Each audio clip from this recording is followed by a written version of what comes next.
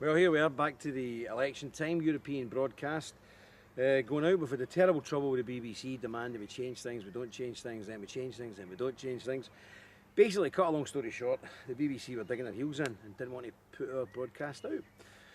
So we had a good slot, which was after the 6 o'clock news, and they'd done everything they could, buggered about and then said it's fine, but your slot's changed to 11:30 at night. So that's what we've got to put up with. But the good news is, on the social media alone, 1.7 million people have already seen the broadcast. So people like the BBC are now losing their grip on the mass media. So 1.7 million people have seen the broadcast. If you've got it on your timeline or on your web or anything like that, please share it, get it out, let people see it, because it's very powerful and it tells the truth. But it brings me to another point. The lack of understanding that people have got in this country about the election system. This election we're fighting next week, in the end of May, is the European election. Now, the European Parliament consists of 766 MEPs, all of which are completely useless. Now, people see them in the TV in the big debating chamber and they think, they're making the EU laws there. No, you don't understand. I worked in the EU in Brussels and Strasbourg for 2 years. The laws are made in chamber, and you don't know who's making those rules. The law then is brought into the chamber for discussion. Nobody can change a thing, not a single thing. And each MEP is allowed 1 minute per month, 1 minute per month, to say whatever they want. Can't change anything. They can just stand up for a minute and say rhubarb, rhubarb, rhubarb. Say what they want. Makes no difference. That's the reality. I'm not joking you. I mean, it sounds ridiculous. I ain't joking you. Now, the question is, why would anybody participate in that? If I'm elected to Europe, I can assure you I will never step foot in that building unless I'm going in, waving a union flag and disrupting the bloody place. I swear before God, that's what I will do. Because no sane person, no British patriot should go into that place or take their bloody money. And that's what it's all about. They shovel so much money into the MPs, they just sit there like wee lambs. And occasionally they'll say something naughty to get on the news and you think, oh, these people are sticking up for us. Load of rubbish.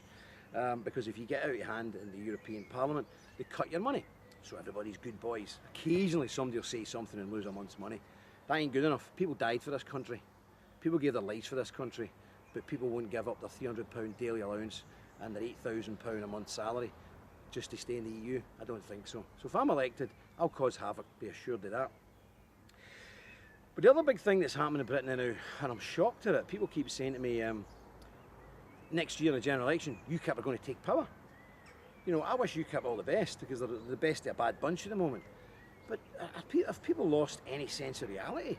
You know, UKIP at the moment do not have any MPs. None, not one.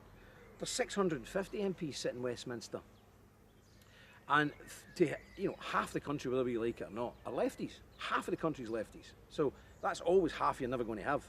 So the chances of getting half the country and one to get into power is fairy stuff. It's crazy. It's loopy-loo stuff. It's not going to happen. So that's the reality. In the next general election next year, you'll see the results. And the fact is, no right-wing party is going to get a sniff of power. And even if we do very well over the next 10, 15, 20 years, we'll still be struggling. But by that time, and this is what you need to understand, people, by that time, this country will have a Muslim majority. 4, 5 general elections at the most, this country will have a Muslim majority and we'll have a Muslim-led parliament. That's a reality. And the quicker we understand that reality, the quicker we can start coming up with solutions to that problem. You know, look at the Lib Dems, for example. They've been 90 years in opposition. Now, they've got 56 MPs and they've got 99 members of the House of Lords. And it's took them 90 odd years to even get a sniff of being in any type of power. And they're in a coalition, they don't have much say in it. So that's what we're up against. I wish UKIP and in Northern Ireland, the people like the TUV, I wish them all the very, very best. But we have to deal in reality here. Our children's future depends on us being realistic so we can formulate ideas and strategies to make sure that our children have a secured future. I'm not here to down anybody. I'm not here to put anybody down. But let's try and get real. At the moment, UKIP have got 12 MEPs out of a total of 78 that operate out of Britain. 78, UKIP have got 12. This European election, UKIP are going to clean up. They're going to be massive. They might take 25, 30. But even at that, there's 766 in Parliament. So at the moment, UKIP have got 2% of the MEPs. 2% in Europe. 2%.